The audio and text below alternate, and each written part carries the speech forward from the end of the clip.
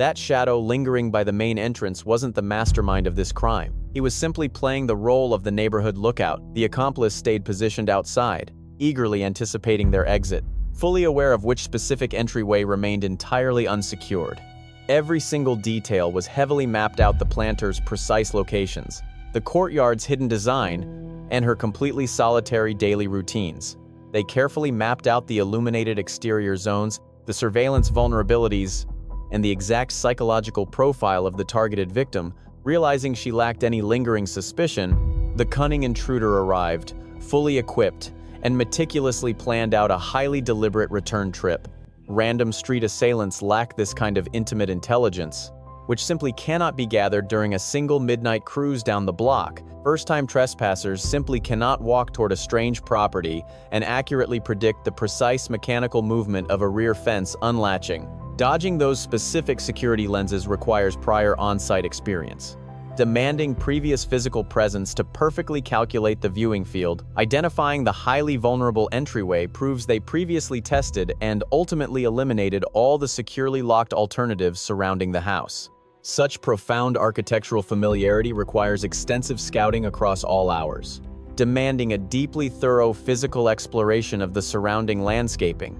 Stalking the boundary lines meant physically standing on the terrace, aggressively analyzing those twin exits, and successfully selecting the perfect target. The chosen pathway definitely required a solid alibi, an excuse for loitering that granted absolute total anonymity during the entire reconnaissance phase. Blending in seamlessly like a local is the core mystery currently driving this entire detective operation. Discovering the violent abductor's true identity is merely one part of the agonizing puzzle haunting her devastated relatives endlessly. This massive query fueled 60 days of federal probing, a $1.2 million bounty, search hounds, and residential interviews across Tucson, Arizona. Beyond identifying the ultimate culprit, authorities must totally understand the frightening method behind this astonishing level of structural awareness. His highly intimate profiling of the victim relied heavily on continuously analyzing her daily habits, physical surroundings, and entirely unprotected blind spots. Reaching day 60 finally brings a definitive massive focus, perfectly pinpointing the exact trajectory these seasoned detectives are currently aggressively pursuing.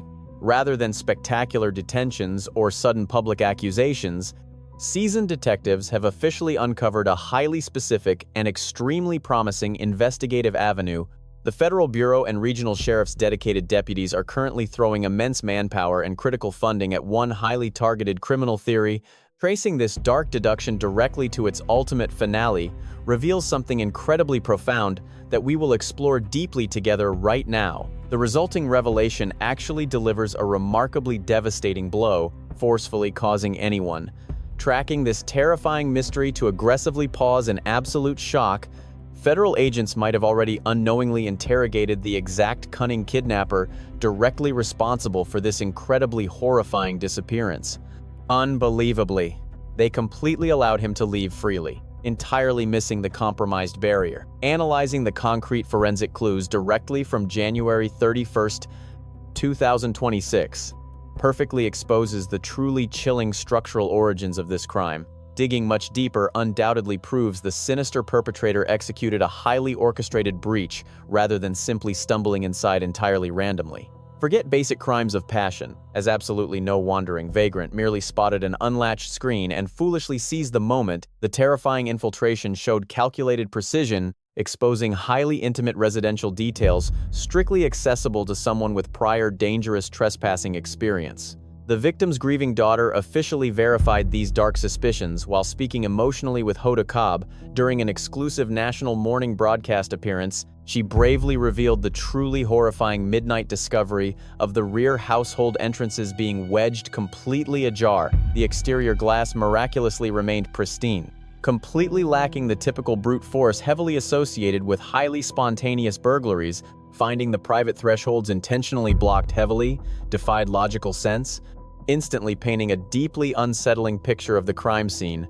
Initial panicked theories wrongfully suggested emergency medical personnel quietly arrived with transport equipment, efficiently exiting through the shadowy courtyard. An extremely calculated unknown figure wedged a rigid object firmly into the structural hinges, aggressively, ensuring the pathway stayed clear. Top investigative reporter Ashley Banfield, who relentlessly pursues fresh leads far ahead of rival networks, successfully uncovered even more disturbing details. Police insiders officially confirmed a truly chilling tactic, where the attacker weaponized the victim's garden containers to totally secure the exits. The brazen criminal strategically positioned the heavy decorative urns to expertly keep multiple household thresholds permanently unsealed. He maliciously defiled her heavily cherished landscaping displays, gorgeous items. She undoubtedly poured immense love into passionately cultivating those wonderfully and carefully arranged terrace decorations, unfortunately transformed into sinister architectural tools for a heavily mapped horrific kidnapping scheme. Securing a perfectly swift escape route directly towards the dark ravine reveals a deeply disturbing and extremely high level of calculation.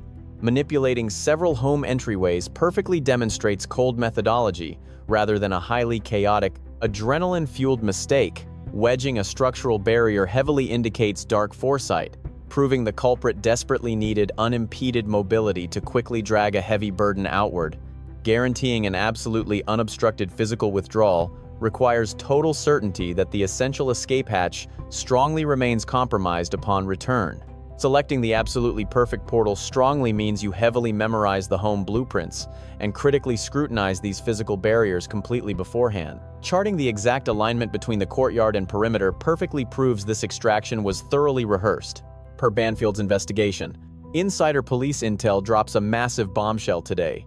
The attacker deliberately killed her outside lighting and surveillance feeds right before making a move, a blackout which demands absolute certainty about where the tech sits. Picture the broken floodlights hanging uselessly near that rear entrance leading toward the carport or utility space.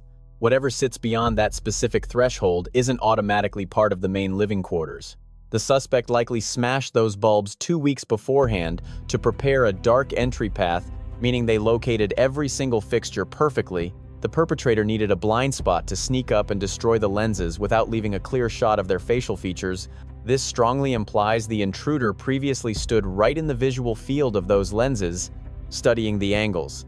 Exactly like someone casually hanging out on the lawn. The culprit mapped out a precise sabotage strategy, but one specific clue reveals everything we need to understand about the monster pulling the strings here. One functioning lens managed to record an individual wearing a disguise and carrying a rucksack right on her porch during the kidnapping. That facial covering matters deeply because it instantly reveals two absolutely critical details. Initially, the suspect realized the equipment possessed enough power to expose their true identity upon arrival. They anticipated being recorded and planned accordingly, proving the concealment wasn't deployed by a random drifter terrified of being spotted in an unfamiliar community. Instead, the attacker harbored a terrifying realization about their uncovered appearance. Showing bare skin would instantly spark recognition, piecing together a puzzle that desperately needed to remain unsolved. Investigators definitively matched bodily fluids found on the victim's stoop, meaning the red stains, wedged entryways, destroyed electronics, and disguised assault completely weave one unified narrative. This attack lacked chaos, revealing instead terrifying precision. We are dealing with an individual who meticulously gamed out the entire evening and implemented strict measures to dictate the final result. Pulling off such extreme readiness demands intricate, hands-on familiarity with the physical layout of the estate. That type of expertise only develops through personal visits, meaning one burning inquiry has fueled this entire manhunt since day one. Long before the first press briefing or the sheriff taking the podium, even prior to the bounty increasing, investigators needed to know who possessed authorized entry to Nancy Guthrie's residence, rather than mere passers-by. Detectives hunted for anyone spending time indoors, lounging nearby, or doing chores without raising a single red flag to casual observers. Federal agents are currently solving that exact mystery, now armed with incredible government resources as they actively zero in on January 11th and January 24th. A wildly revealing breakthrough regarding the tactical side of this mystery just dropped thanks to News Nation journalist Brian Anton. This specific journalist physically canvassed the Tucson area. He interviewed surrounding residents while maintaining rigorous journalistic integrity, meaning you definitely will not find him peddling cheap gossip or entertaining any baseless internet theories. His latest updates regarding the Bureau's preferred chronological focus carry massive weight. His inside contacts revealed that authorities aggressively questioned locals regarding two highly specific windows of time, January 11th and January 24th. Authorities pressed witnesses on their knowledge surrounding the mystery, heavily anchoring their interrogations to a pair of crucial days, especially January 11th. Multiple community members corroborated this.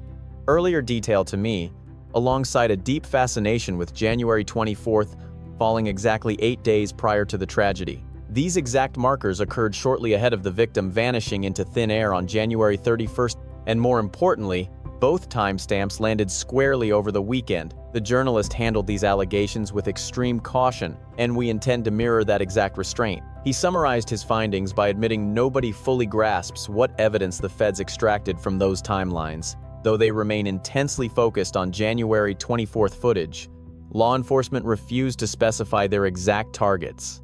Though witnesses sensed an undeniable obsession with the events of January 11th and 24th, however, the hypothesis he presented remains purely educated speculation, rather than officially verified fact. He proposed the main suspect actually held down a completely standard Monday through Friday career, maintaining a highly typical routine with valid weekday obligations while ultimately saving sinister side projects for Saturdays. This allowed them to navigate residential streets without needing a work, truck, or uniform for cover. They blended right in as a casual pedestrian or local resident, perfectly matching the weekend afternoon vibe of the block. Consider neighbor Laura Gargano. After engaging extensively with police and the media, she informed the press about the feds aggressively questioning her regarding January 24th. She additionally disclosed a terrifying personal insight, suggesting a team of perpetrators orchestrated the kidnapping rather than a lone wolf. The shady figure lingering by the main entrance simply did not strike her as the mastermind running the show. She strongly suspects that specific loiterers served merely as an outside getaway lookout, heavily implying an accomplice had already infiltrated the residence while their partner secured the perimeter. Two individuals, two roles. That degree of tactical synchronization skyrockets the sheer complexity of the nightmare detectives are currently trying to untangle. The feds didn't just knock on doors, they practically interrogated the entire block. According to local resident Aldine Meister, detectives combed through the area, grilling residents about certain days and highly suspicious cars. They even inquired about random laborers around town. Though the main focus was definitely January 11th. That clicked immediately for me, since it was exactly when I spotted that incredibly creepy dude. When investigators pressed me to pinpoint the exact day, I noticed the creepy man lingering around. I estimated it was either the 10th, 11th, or 12th. Hitting the streets that aggressively so late in the game isn't standard procedure. It means they were hunting something specific. They were desperately chasing a critical clue tied to those two crucial weekends prior to January 31st, which reveals a genuinely terrifying pattern for us. January 11th marks 3 weeks prior to the kidnapping, while the 24th was just 7 days out. When federal agents zero in on those exact weekends during interviews, they already possess hard evidence. Maybe a track device or digital ping, perhaps a blurry reflection on a smart doorbell proved a shady individual or strange car was stalking the block on those exact dates. Meaning, this wasn't just a random guess. Detectives simply never lock onto random past timelines and blast the community with questions unless a concrete lead completely verifies that time frame. A significant event occurred right by the house on January 11th. Another alarming incident took place there on January 24th. Authorities are absolutely convinced the identical suspect returned to finish the job on January 31st, completely changing everything we assumed regarding the attacker's prior knowledge of the victim. Lurking around her residence on both January 11th and the 24th gave the predator at least 2 solid chances to memorize her daily schedule.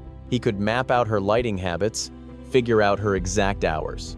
And note when the neighborhood fell completely silent, he had plenty of time to study the rear glass sliders and their locks. He carefully analyzed all security blind spots, realized those heavy ceramic planters could easily prop entryways ajar, and lingered by the rear fence just to see its precise swinging motion. 21 days of stalking, followed by a week of preparation, leading straight to January 31st, which raises one crucial issue. Why was he hanging around during those specific weekends in the first place? And how did he blend into the background so perfectly without causing alarm? Federal agents are currently burning the midnight oil to solve this exact mystery, trying to figure out if he was employed nearby. Maybe doing construction, perhaps a local resident, busy landlord, or massive building firm actually paid him for temporary labor right next door, granting him perfectly legal access to the area, which was finally confirmed on day 60.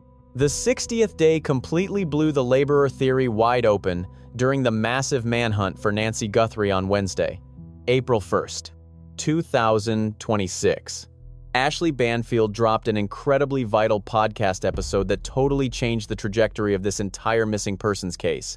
Inside leaks revealed that federal detectives and local deputies are ruthlessly tracking down absolutely every single tradesperson in the area, every hired helper, and any random day worker who stepped foot near the victim's house or anywhere else within that wealthy desert community. Just pause and truly think about that monumental task. We aren't simply talking about certified professionals pulling official building permits for major household renovations. It goes way beyond legitimate businesses with marked vehicles, extending to any sketchy freelancer brought onto the job, including random cash workers hired just for the week. Literally any unnamed guy who randomly hauled heavy gear onto the block, worked a sweaty shift right across the street, and vanished into the sunset without ever showing a single piece of identification. Absolutely all of them.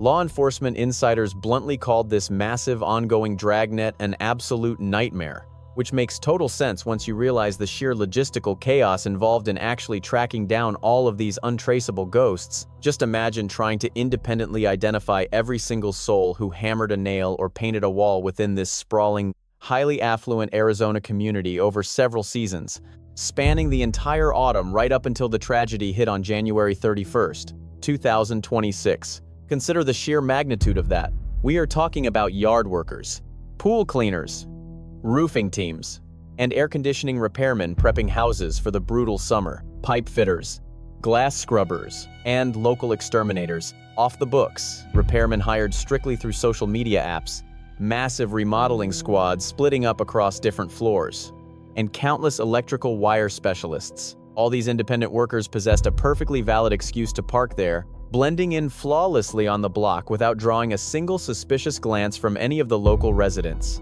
Furthermore, the podcast leak highlighted an incredibly tricky geographical hurdle, making things infinitely harder. A localized problem that turns an already massive manhunt into an absolute logistical nightmare. We are dealing with a southern desert town located barely 60 minutes away from the massive international boundary line crossing. Forget everything you know about clean paper trails. This local underground labor scene thrives completely off the grid, dodging social security forms and official IDs. A handful of these transient hands gained entry into local yards simply because a distant relative mentioned a quick 2-day gig to a friend. Hard currency changed hands, and fake identities were likely the absolute norm. You will not find tax documents, wage receipts, or digital footprints, since these folks operated entirely outside the system, which has absolutely nothing to do with border politics. It simply reflects the absolute logistical nightmare detectives face in this specific terrain, perfectly explaining that informant's specific phrasing. What a chaotic labyrinth. Instead of one clear path, authorities face countless broken trails, many of which end up being total dead ends.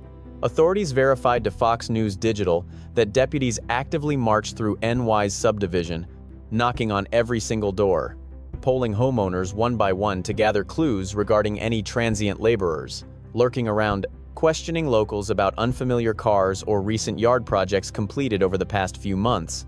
Federal agents successfully pulled video from 3 separate lenses at NY's residence. While Sheriff Chris Nanos officially halted the corpse sniffing hounds, those canines stand by on reserve if required. He noted, signaling a transition in the physical hunt.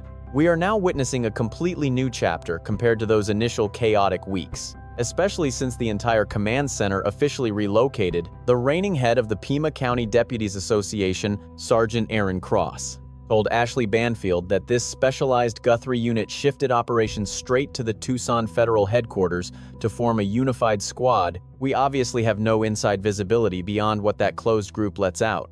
Ever since that specialized squad officially launched and eventually transferred away from our local county facility straight into the Tucson Federal Headquarters, their confidential intel has become significantly more locked down than it ever was previously. To be fair, their secrecy protocols were already incredibly solid before the transfer. National operatives and local investigators are currently sharing office space inside a government complex, providing a massive institutional clue regarding the new focal point of this probe. Forget the local department chasing tips while federal agents spectate.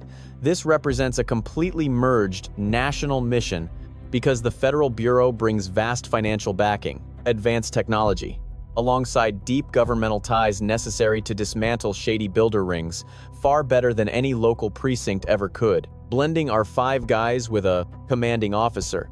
Though nobody really knows exactly how many federal specialists joined from their side, that perfectly anticipates my upcoming inquiry exactly how many federal detectives remain actively assigned to this mystery. Giving an exact figure is tough since numbers remain unannounced. Yet Cross discussed the matter with Banfield. He bluntly described their current operational stage as an absolute grinding process.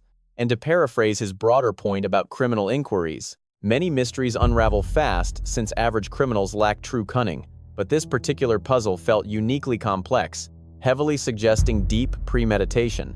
Therefore, practically from day one, nobody expected a swift or easy resolution. However, a slow pace never implies failure. Detectives are simply utilizing standard tactics required for tackling a meticulously cautious culprit. Authorities methodically weave their trap, pulling the strings closer each passing week until the target absolutely cannot escape. Through massive bounties and media buzz, the victim's relentless relatives absolutely refuse to just fade into silence. On March 21st, marking exactly 50 days since NY vanished, they released an incredibly detailed press plea, begging locals to stay vigilant. Insisting that minor clues hold massive power, they delivered a highly focused message directed strictly at bystanders who noticed suspicious January activity around that specific block, particularly focusing on those crucial weekend afternoons, without grasping the immense significance of their observations. Back then, while backing it with a $1 million bounty, once you factor in federal funds and the 88 Crime Stoppers bonus, the staggering $1.2 million pot could easily convince a reluctant witness to finally spill their hidden secrets. To a struggling transient worker who happened to be stationed around that vicinity, catching a strange glimpse, hearing a suspicious sound, or knowing an arrogant suspect who openly bragged about their dark deeds, such immense wealth completely alters destinies. Law enforcement heavily relies on that financial temptation to eventually crack a silent observer. Breaking her public silence on the Today Show following her mother's tragic vanishing, Nancy Guthrie beautifully depicted her loved ones as fiercely protecting a tiny flickering flame of optimism. You do not hear that kind of resilient poetry from relatives ready to surrender. This reflects a clan eagerly awaiting justice. Yet while the probe inevitably closes in on the guilty party, outside distractions must absolutely be addressed too. Everyone remembers those premature tabloid rumors aggressively accusing NY's son-in-law, Tommaso Chioni, of the crime. Journalist Ashley Banfield pushed that narrative hard, supposedly relying on a completely flawless insider tip. Yet the Pima County deputies fiercely rejected those claims, prompting the Guthrie clan to seriously weigh filing massive defamation lawsuits. Megyn Kelly dropped an absolute bombshell on her radio broadcast. Savannah is completely enraged by those rumors, and her relatives aren't pointing fingers at Sion whatsoever. Law enforcement authorities haven't officially named a single person of interest. Arrests haven't happened yet, and playing guessing games with civilian lives isn't our style. Instead, we are tracking the exact trail detectives are currently walking. By day 60, their main focus shifted entirely to tracking down hired hands, bringing us to the second Nancy. We are discussing a completely different beloved local named Nancy, a solitary woman who suddenly vanished right out of her own house. At the start of the police inquiry, the bizarre nature of her disappearance left detectives grasping at thin air. Ultimately, the massive breakthrough hinged on a hired laborer who possessed a completely valid reason to be walking around her yard. This individual even chatted with police long before suspicion fell his way regarding 62-year-old Nancy Woodrum. She resided out in Paso Robles, California, occupying a stunning Victorian estate she affectionately called Paradise Ranch. The moniker perfectly mirrored her sweet spirit. She operated a local beauty parlor, doted on her grandchildren, and practiced as a dedicated Jehovah's Witness. Friends and neighbors unanimously agreed that simply being in her presence made you feel incredibly valued and deeply understood. Late on May 5, 2018, right during Cinco de Mayo weekend, Someone snatched her directly from her own bed. Detectives discovered a bloody crime scene containing a genetic cocktail, Nancy's own profile blended with an unknown man's biological material. Finding intertwined evidence like this sparked a massive forensic headache, bringing the entire manhunt to a grinding halt for several months. Because investigators were dealing with a tangled web of genetic code instead of one pure strand, uploading it straight into CODIS was strictly prohibited. That system serves as the country's primary digital catalog for matching crime scene swabs against previously convicted felons. Authorities clearly held the perpetrator's genetic signature in their hands alongside solid physical clues. Despite possessing a fragmented molecular map of the bedroom intruder, running it through traditional police networks proved entirely useless. Their only viable strategy involved painstakingly interviewing anyone spotted hanging around the victim's acreage just before she lost her life. Looking closely at this specific tragedy, a massive chunk of those potential suspects fell into the blue-collar category. Various repairmen and laborers she paid to upgrade the estate. Because she was actively getting her sprawling rural compound ready to hit the real estate market, a revolving door of tradesmen constantly came through. We are talking about diverse teams of builders and countless hired hands who possessed full clearance to walk the grounds. They roamed the main residence, explored the sheds, and navigated the landscape. Among this group was a guy named Carlo Alberto Fuentes Flores, operating as a professional house painter. He scored a contract to refinish her patio shortly before she seemingly vanished into thin air. The man spent significant hours exploring the lot, memorizing the floor plans, and physically transforming the space himself. Pacing through those private acres provided him with a tactical intimacy you simply cannot achieve by just staring over a boundary wall. Right as the massive manhunt initially kicked off, the primary investigator took action. San Luis Obispo County Sheriff's Detective Clint Cole actually dialed up the painter, though certainly not to accuse him of murder. He simply treated him like a background witness who might have noticed something sketchy.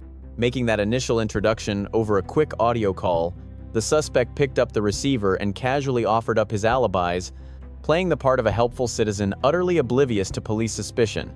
He wrapped up the chat and seamlessly went back to his daily routine. Detectives completely brushed him off their main radar while chasing down a totally different set of clues. Various shadowy figures popped up and faded away, pushing the whole ordeal into what cops currently call the brutal grinding stage. Several calendar pages flipped by while that crimson genetic profile remained an absolute mystery. Suddenly, the local sheriff's department executed a wildly unprecedented tactical maneuver for a West Coast homicide probe. Authorities forcefully hit tech giants with a highly targeted Google geofence warrant. This specific legal demand forces the corporation to expose any smart devices or connected accounts lurking inside a drawn map boundary during a given time frame. Cops digitally fenced in the sprawling estate, demanding server records for any mobile gadgets lingering near the house the exact evening the victim vanished. The returning server logs revealed a pair of smartphones broadcasting signals from her private workspace at 1:15 and 1:30 in the morning. Detectives swiftly managed to link one of those digital beacons straight back to Carlo. That was the very same handyman the police had previously interviewed as a harmless bystander. This guy boldly picked up the detective's call, spun a web of polite answers, and practically walked away scotangent-free. Fast forward a few months, and invisible satellite pings put that exact suspect standing inside a dead woman's house, right as she drew her final breath. Detectives immediately started tailing him in secret. Eventually swiping a discarded soda glass, he casually left behind at a local diner. Boom! The genetic sequence locked perfectly onto the unknown male DNA profile, lifted right off the chilling scene inside Nancy Woodrum's bedroom. A dead-on match led cops to cuff Fuentes Flores in December 2018. Roughly 7 agonizing months after Nancy Woodrum originally vanished, sweating under the intense interrogation lights, he finally cracked and guided detectives to her hidden remains off Highway 58. Deep within a desolate, rugged stretch of eastern San Luis Obispo County, he finally broke down and confessed everything. A jury nailed him for first-degree murder tied to sexual assault, locking him up for life with absolutely zero chance of parole, where he still sits rotting away today. Nancy finally got her justice, but it took 7 excruciating months.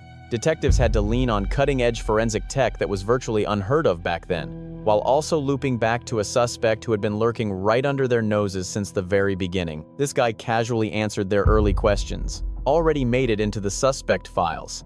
and casually walked free, only to finally be tied to the damning genetic evidence resting quietly in a lab database since day one. This brings us to Clint Cole's ultimate takeaway, the retired San Luis Obispo County Sheriff's detective who fearlessly spearheaded this massive hunt. His legendary name probably rings a bell from the infamous Kristen Smart investigation.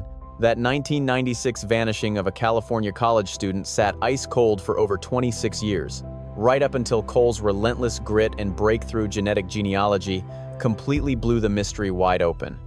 Cole absolutely refuses to chase the spotlight for any cheap fame. He is no talking head, just a true cop's cop who speaks out because these brutal tragedies still deeply matter. Simply put, securing closure for those stolen victims remains incredibly important. Plus, a seasoned hound like him grasps the gritty reality of these complex manhunts in ways that desperately need sharing with the public. So when Ashley Banfield invited him onto Drop Dead Serious on day 60 just to dissect the chilling Nancy Guthrie mystery, it was absolutely intentional, mainly due to the eerie similarities between these two isolated women named Nancy. Well, actually, it is not.